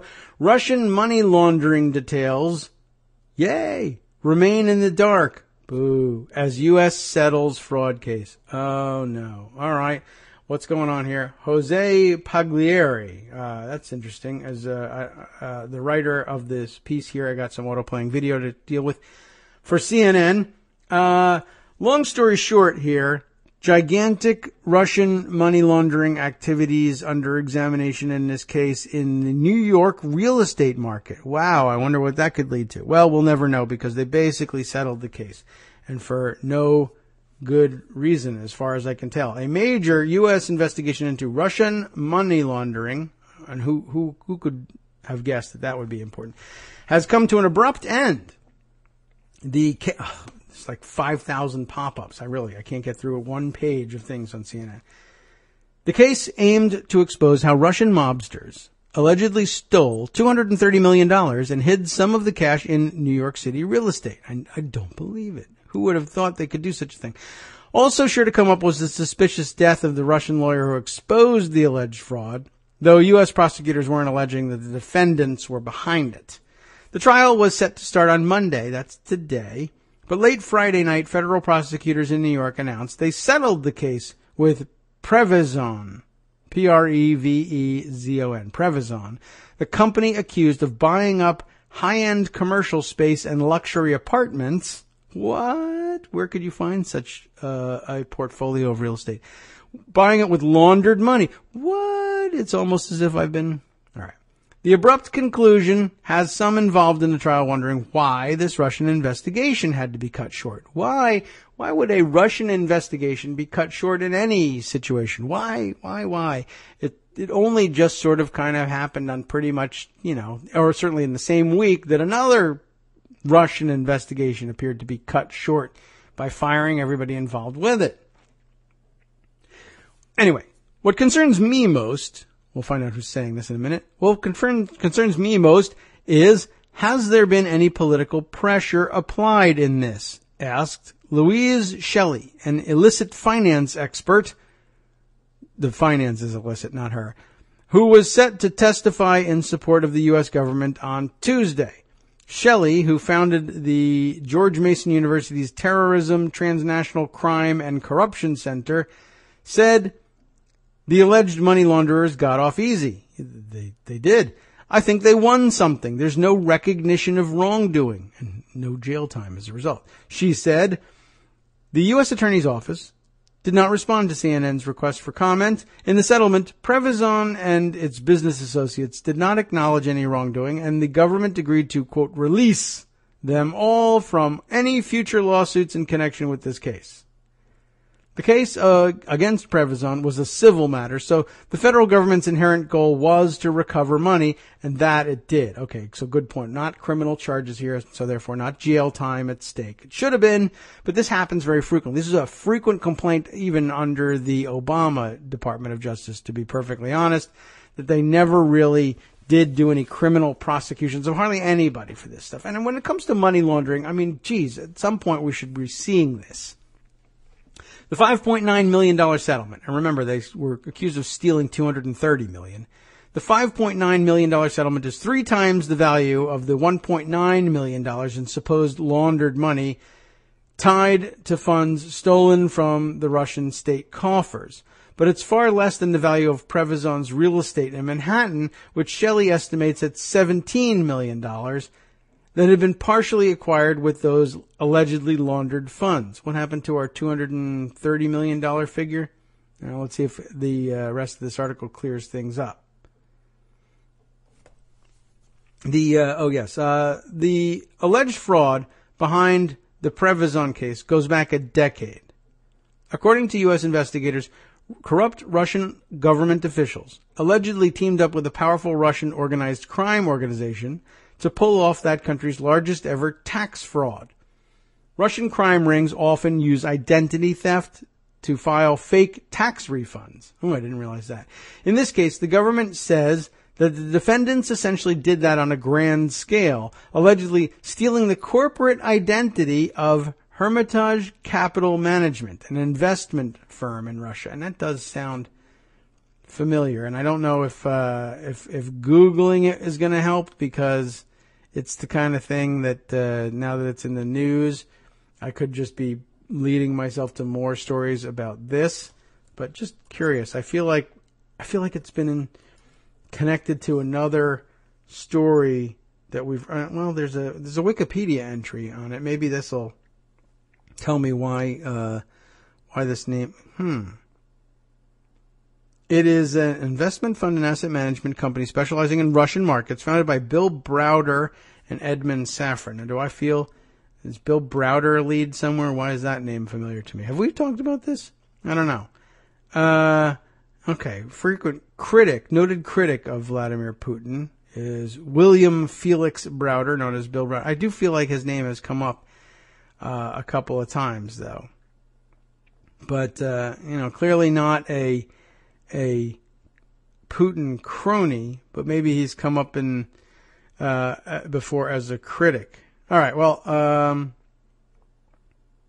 in February 2013, Russian officials announced that Browder and Magnitsky, and again, that maybe it all sounds the same to me, would be put on trial for evading $16.8 million in taxes. Furthermore, as announced in March 2013, Russian authorities will be investigating Hermitage's acquisition of Gazprom shares worth $70 million. Yeah, all right. I just maybe Yeah, Magnitsky is dead, whoever he is. All these bits and pieces coming together. It's hard to connect it all sort of in a live walkthrough on the radio, but I do feel like we've been down this road before. But at least we're not talking Putin crony at the moment. That would be even more troubling. Let's continue on, though, with the CNN story. According to the complaints, the defendants then allegedly created fake losses, claimed fake tax refunds, and made off with the stolen rubles. Which now the fact that Hermitage Capital Management, headed by a Putin critic, should fall victim to identity theft at the hands of Russian mobsters who, it is alleged, worked with corrupt Russian government officials. I mean, they said that was a common crime, that the mobsters and corrupt officials worked together to pull off tax fraud through identity theft. Obviously, I guess the theft of Hermitage's identity becomes easier to imagine, anyway, getting away with if they're an enemy of Putin's. If Putin's angry with them, what better way to get back at them than stealing a bunch of their money and then accusing them of some financial crimes as well? But meanwhile, in the meantime, the United States law enforcement folks see it for what it is and tried to bust it. But gee whiz, they dropped the case. That's awfully weird. Well, they dropped it now, I guess, that Trump is in charge of the Department of Justice. Hermitage's lawyer, Sergei Magnitsky, exposed the alleged fraud and was later jailed by the very investigators he fingered in the plot. That's one of the dangers with autocracy. Gee whiz, and I wonder whether that's going to come up around here. He was tortured and killed in prison, according to Russia's own Presidential Human Rights Commission. The Russian government insists that Magnitsky, age 37, died of heart failure with no signs of violence. Okay. The conspirators allegedly laundered the illicit cash through shell companies, luxury cars, real estate around the world, etc., and international bank accounts. But without a trial, the illicit money remains unproven to the public. The settlement allowed both sides to still claim a victory. Previzon said this is proof it did nothing wrong. In a statement, the firm said from the outset, Previzon and its owner, Denis Kostyev, have maintained their innocence and have repeatedly stated that they had no involvement in or knowledge of any fraudulent activities and never received any funds from criminal activity. Previzon claimed prosecutors brought this case without conducting any independent investigation, relying exclusively on the claims of William Browder, the head of Hermitage. Meanwhile, American prosecutors claimed this served as a deterrent for future money launderers. We will not allow the U.S. financial system to be used to launder the proceeds of crimes committed anywhere, here in the U.S., in Russia, or anywhere else. Acting Manhattan U.S. Attorney June H. Kim said in a statement. The case had initially been brought by U.S. Attorney Preet Bharara, but he was fired by President Donald Trump in March. Bharara congratulated the prosecutors on Twitter late Friday night, saying congrats to June and team in Russian money laundering case. Underlying fraud uncovered by Sergei Magnitsky died suspiciously in a Moscow jail. There was one witness set to testify at the trial who had a very personal connection to the case. Jameson Firestone, whose law firm partner was Magnitsky. On Saturday, Firestone lamented that details about the Russian government, mobsters, and investors who allegedly received these funds won't be aired at trial. I wanted this all to come out, he told CNN on Saturday. The embarrassing stuff exposes the Russian government's entire money laundering machine. Gee whiz, that would have been great. But Firestone said this settlement is one step closer to justice. Estonia, the UK, and the US have already adopted Magnitsky laws to sanction Russians connected to the fraud. This settlement is the first time a court in the West has forced someone allegedly involved in the money laundering to pay up. We'll see whether they do. We're just going to keep doing this until we expose them all, he told CNN. That's good. These people may escape prosecution as long as the Putin government stands, but it won't stand forever. Putin is going to die before they do. That's a bad bet. And hopefully they will die in tiny prison cells like Sergei Magnitsky did. Well, he's got reason to hope for that, I guess. Whether or not it's going to come to pass, we have yet to see. Very interesting. Anyway, we need to have that on the record. You can see, I think, pretty clearly that's going to become important. We are going to have to watch that one. And it's very disappointing that they settled that case, but that's the way it goes with a lot of financial crimes under Barack Obama, truly enough, and certainly going to start happening because the whole thing is rigged under Donald Trump. I alone can fix it. What he really meant was emphasis on the fix. All right, other issues that sprouted up before we ended last week, but which got some additional treatment over the weekend. Of course, Donald Trump and his threat, or veiled threat, or weirdo threat that he can't back up, or I don't know what, we still haven't figured out yet, that there might be tapes of James Comey and of their exchanges, and that I guess Trump is under the impression that the tapes will prove him right. And I don't really know what to make of that, because I could very well see there being recordings, and of course, we discussed why he would have enclosed tapes in quotes. But there could very well be recordings, and they could very well show that Trump is 100% wrong in his recollection, but he will play them and nonetheless insist that he's right. But to the surprise of no one who listens to the show, it was revealed over the weekend that Trump actually has a long history of recording just about everything. And therefore, to no one's surprise, we have this piece from the Washington Post, and many other outlets covered it as well. Trump has a long history of secretly recording calls, according to former associates. This is written by Mark Fisher in the Washington Post. Throughout Donald Trump's business career, some executives who came to work for him were taken aside by colleagues and warned to assume that their discussions with the boss were being recorded. There was never any sense with Donald of the phone being used for private conversation, said John O'Donnell, who was president of the Trump Plaza Hotel and Casino in the 1980s. For O'Donnell and others who have had regular dealings with Trump through the years, there was something viscerally real about the threat implied by the president's tweet Friday morning warning that fired FBI Director James Comey, quote, better hope that there are no tapes of our conversations before he starts leaking to the press. Talking on the phone with Donald was a public experience, said O'Donnell, author of a book about his former boss, Trumped, the inside story of the real Donald Trump. You never knew who else was listening. The president's tweet remained something of a puzzle Friday as White House Press Secretary Sean Spicer rebuffed questions about whether Trump had indeed recorded the 3 conversations in which he says Comey assured him that the president was not under investigation. And I'd love to hear those tapes too.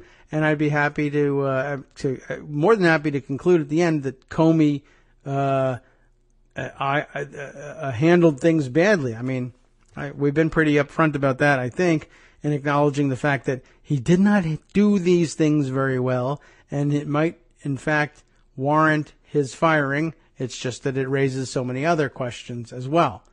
It's a complex issue. The president has nothing further to add on that, Spicer said 3 times, and it's recorded that he did say it 3 times. He refused to say whether the White House still has an active taping system. Here's some background information. It has for the most of the past 70 years. In the popular imagination, White House taping started and ended with President Richard Nixon's incriminating recordings of his plotting to cover up the Watergate burglary and other crimes.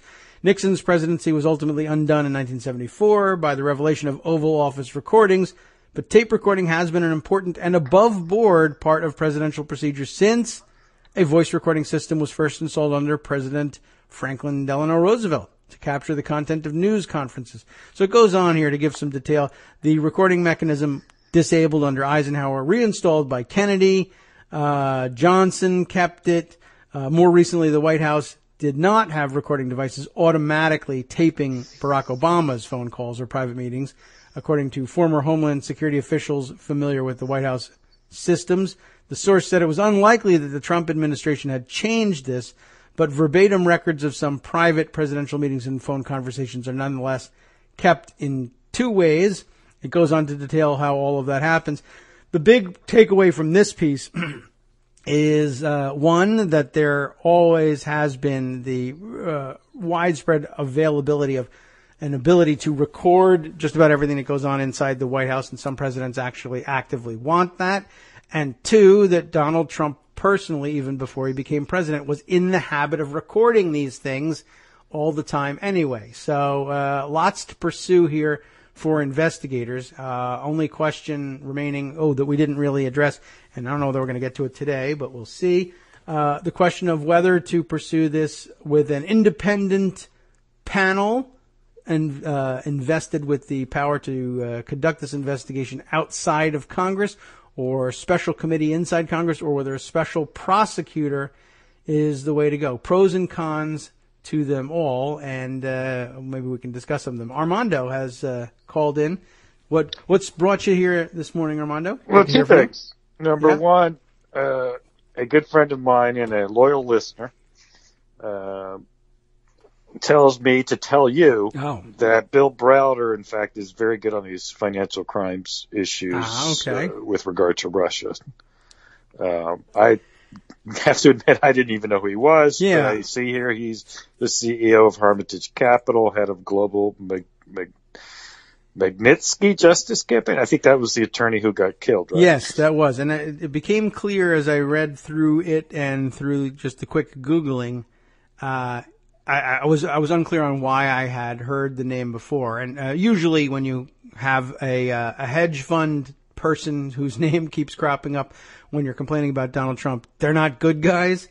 But yeah, it seems to me that explains how he got wrapped up in this case. They're the victims of a coordinated campaign of identity theft and tax fraud committed in their name after the fraud had been perpetrated, after the identity theft had been perpetrated. And it seemed pretty clear that the Russian government was angry with Magnitsky and Browder's exposure of their other ongoing frauds, and decided that one great way of disposing of them would be to frame them for an even bigger one.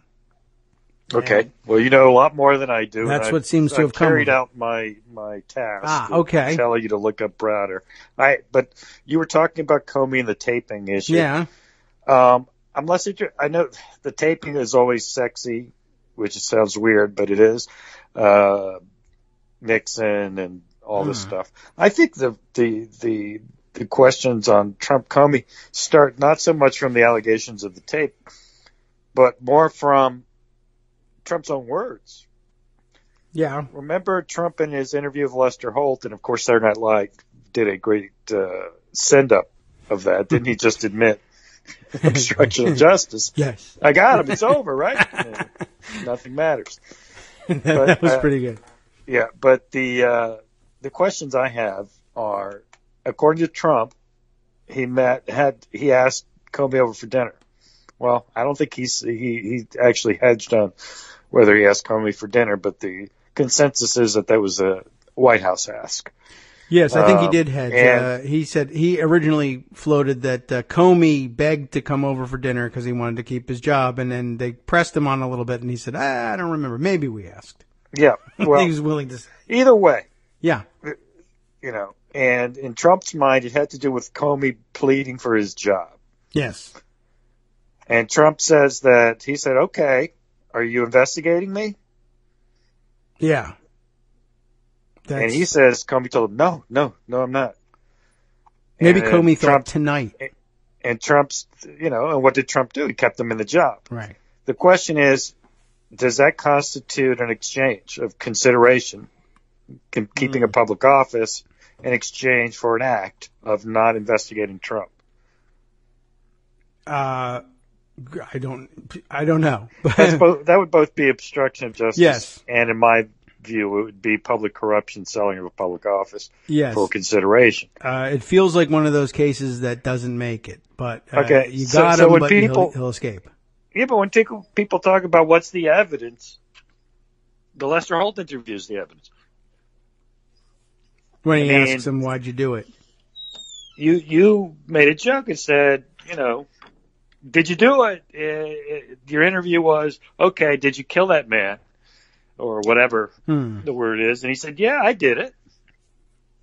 Okay.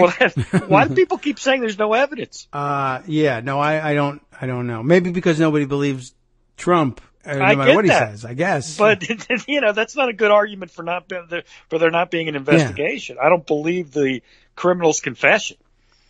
Yeah. It strikes me. I mean, it doesn't really matter. It's admissible, period. The end. Right. So then, it's in Michigan Centris, obviously. But then the second question I have is he talked about 2 subsequent phone calls where he said, Comey said, no, you're still not under investigation. Yeah. I'm Why not those certain phone of the calls? chronology, but yeah, I don't know. And I imagine they would be likely taped too. Just checking in to see if you're still keeping your part of the bargain? Yeah, I don't know. I mean, I don't know what the premise of those phone calls was, or whether they had other business. Certainly, it's easy to imagine that they had some other business to discuss. And then, by the way, it's not often that the FBI director speaks to the president. No, it's not. But I mean, it's certainly not outside of the realm of possibility. If you told me occasionally it happens, okay, all right, fair enough. Sure. But how does the Trump investigation? That come would up just that have phone to be. call? I'm going to insert that in there. By the way, how you doing? How are the kids? I'm still not under investigation, right? Just kidding. I mean, right. And if there were tapes, I would bet $10 that he throws a just kidding in there every once in a while. Am I under investigation? Does. Just kidding. And then my third question is, Trump fired Comey after he had his public congressional testimony where he talked about there being a criminal investigation. Right. Oh, yeah. And saying when asked if Trump was under investigation, he said, I believe, if my memory is correct, that he can't talk about that. Right. Unless you give me dinner, apparently. I mean, did Trump see that as Comey's telling him our deal's off? In Trump's mind, is that why he fired him? Yes. I mean, I really think that's what Trump would tell you. And without realizing, what he was admitting to, or I'm not saying this means he goes straight to jail. I'm just saying, how can you say there's no basis for investigation of this? You cannot. You can say that the case is far from proven, and that's almost always true. And I wouldn't doubt that there's ways to wiggle out of it that are stupid. I think the common sense conclusion is he did it. He just said he did it, and he's right. And he's told us about how he did it. And then we'll all, if you really want to, we'll sit there and wring our hands about it and say, well, he may have meant this or that, or maybe the intent. Or he was just lying and it never happened. Right. I get certainly that. Okay, but no basis for an investigation Trump is an idiot defense. Yeah. And that's a pretty good defense. It's pretty convincing. He's terrific at that. He gets an Oscar for being an idiot. He's the best. If he's acting, fantastic. If it's method acting, terrific. Whatever it is, nobody believes he knows a goddamn thing. Let me contrast it with what happened at the end of Bill Clinton's administration. He pardoned Mark Rich in an act that looked awful. Yeah, absolutely awful. Bill Clinton denied there was any quid pro quo. He didn't say, well, I just wanted to make sure the check cleared before I did it because, whereas Trump did the opposite. Yes. They named special prosecutors to investigate the Rich pardon, right? Yes. Mary Jo White, and subsequently, ironically, one James Comey. Okay, true. And he was cleared of wrongdoing. Or they said there was not enough evidence to proceed. Yeah, he said there was no quid pro quo. Some other people said there was. We couldn't make up our minds. I've looked at that a little bit, and I've always thought Jack Quinn got the quid, and Clinton provided the quo, and that's how things work, unfortunately, sometimes. But what you're supposed to do is deny it, and then there's reasonable doubt, and then they say, "Geez, it's the president. I don't know. Do you want to risk it?" And they drop it. Fine. But if you admit it, then what do you do? Certainly, you're absolutely right. There's no way you can come out of that and say, well, there's no. I guess the only way you could say there's no need for investigation now is you say, well, there isn't. We're done with the investigation. He says he did it. We should just move right to trial. Right. Just go directly to jail. Do not pass go. I'm not even arguing that. I'm just saying, how can you say there can be no investigation? They investigated the Mark Rich pardon. Yes. They investigated the firing of employees in the travel office. Yes, right, true. Very important. Did to the travel president people. have or did he not have the power to fire these people? He The did. travel office, I think, a lot less question. Yeah. Yes. Alan Dershowitz Or maybe the same said, amount of question. there can be nothing here because the president has the right to fire Comey. Jonathan Turley has been saying that. He said it this morning against, I said, he doesn't see the crime here. That's him saying. Let me quote you, Jonathan Turley, on the Mark Rich situation. All right.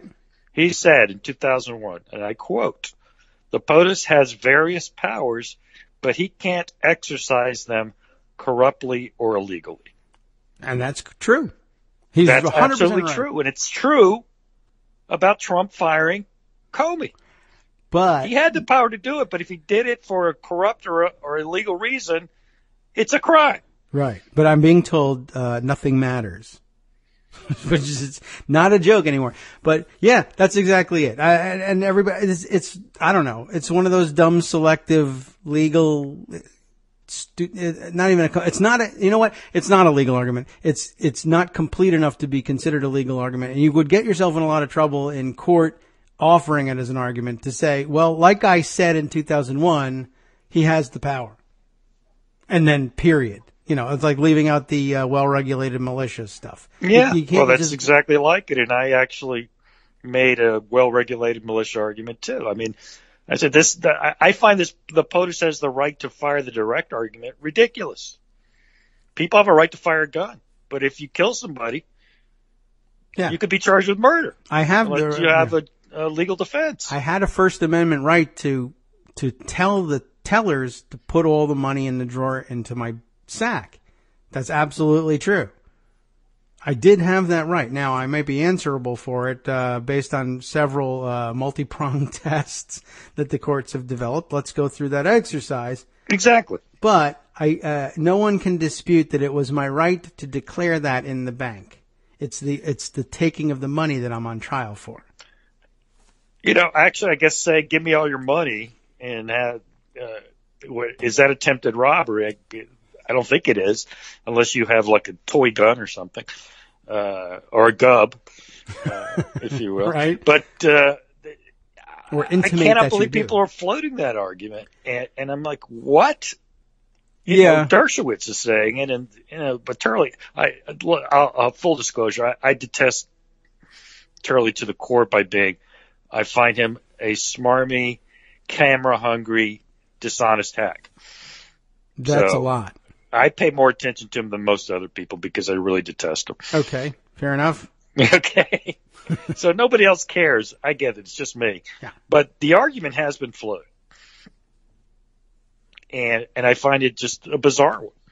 Yes. Well, it's incomplete and intentionally so. And like we've discussed in a number of settings, and I keep recalling from my own experience, the administrative law phrasing of things.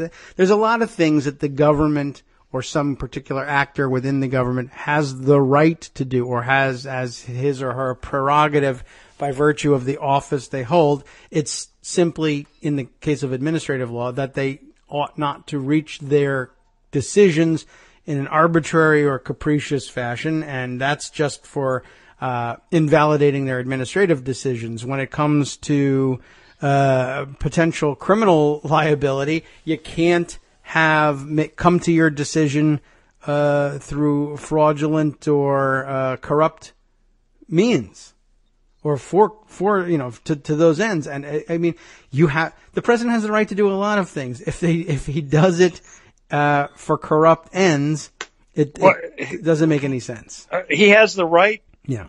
To pick his vice presidential running mate. Yes. And if he demands $1 million payment to name them. Yeah. I mean, did Rod Blagojevich have the right to send Roland Burris to the Senate? Yes, he did. Did we investigate it anyway? Yeah, we did, because we thought it was a corrupt bargain.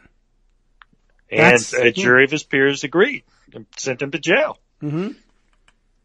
I think, did they send him to jail for that or for other things? I can't remember. Well, I think it was for other things. You're Yes. right. I stretched the But they, the Senate, under a Democratic direction, declined for the longest time to seat Burris because they thought that the corruption was overt enough that it would reflect badly on them to seat him among them. They eventually did it. The story has come up a couple times in the last couple of weeks. But yeah, the things you have the right to do are limited by the necessity for doing them without corruption and according to law. And that's the issue. Not that he did. That's the issue. If you're looking for who's the person whose voice needs to speak the words, "I'm firing you as FBI director," answer the president.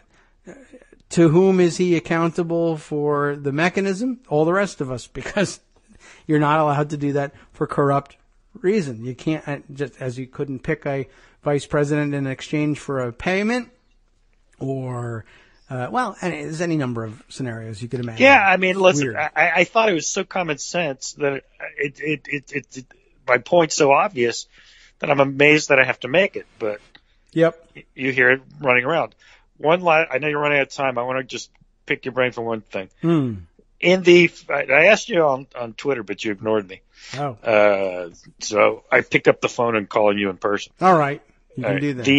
The filibuster reform, as I understood it, was just a point of order in 2013, and I guess probably again now, there was a vote, point of order, Rule 22 doesn't apply to this particular nomination, right? Yeah, more or less. Yes. I felt like we might have, because the text of Rule 22 hasn't changed. No. Right? This is purely a precedent of interpretation. The text right. is the same. So there is that's my word. So there's no precedent at this point that says the FBI director position is not subject to the filibuster.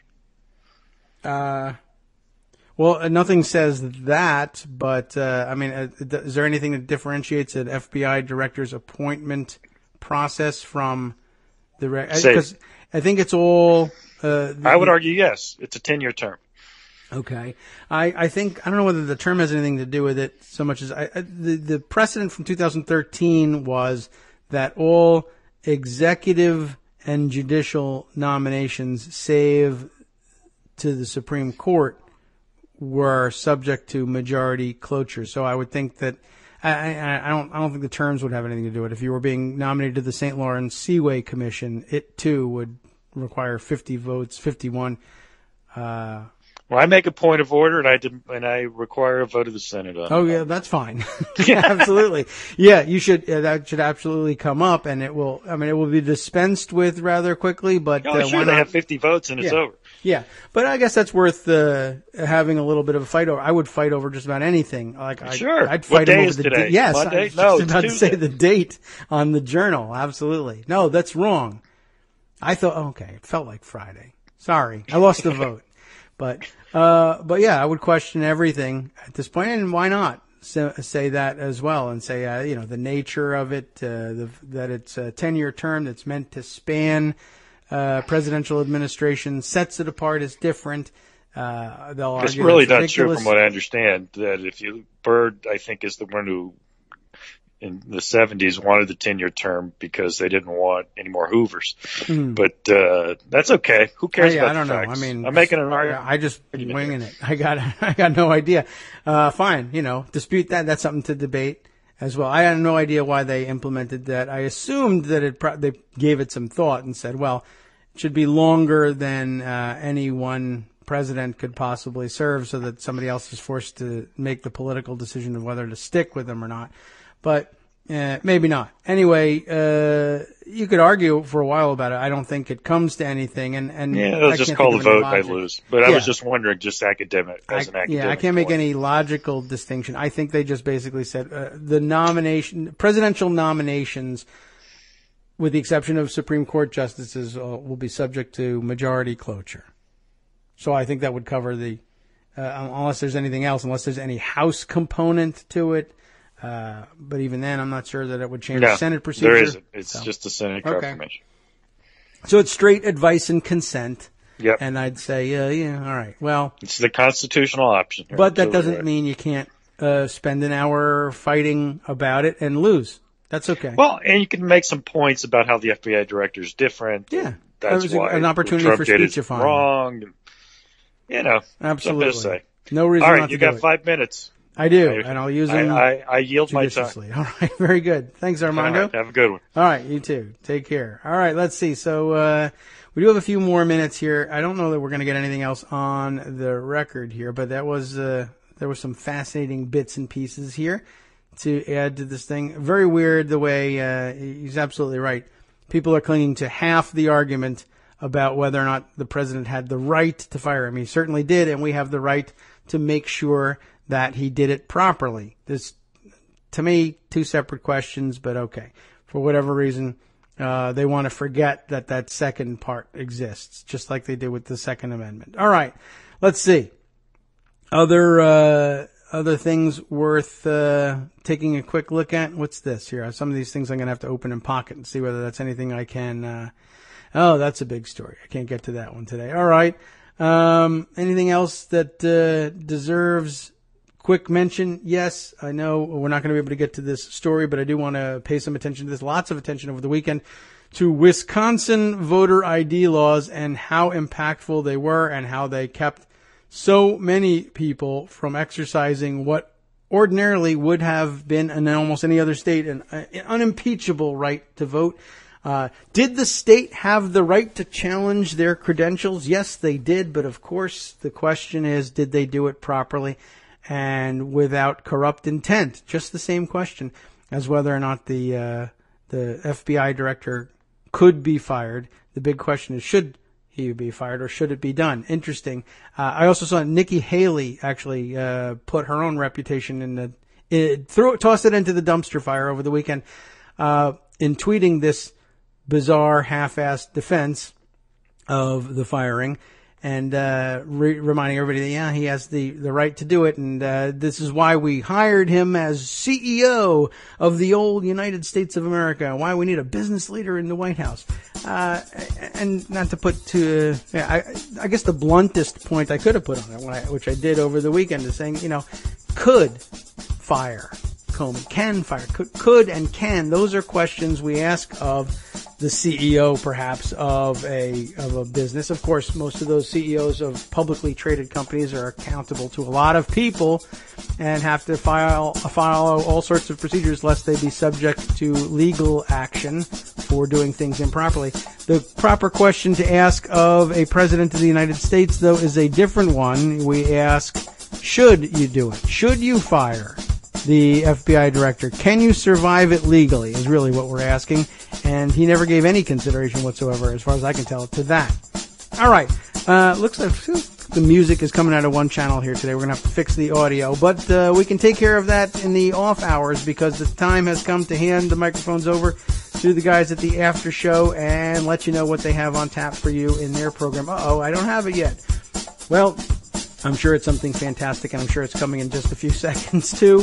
But do stay tuned. There are plenty of stories that we didn't get to. And if you feel like you're low on calories in your information diet today, just because I focused for too long on some of the other things, fear not. Stay tuned for the after show. They will fill you in. The brunch experience of your information diet coming up next. From Daily Kos Radio on netrootsradio.com.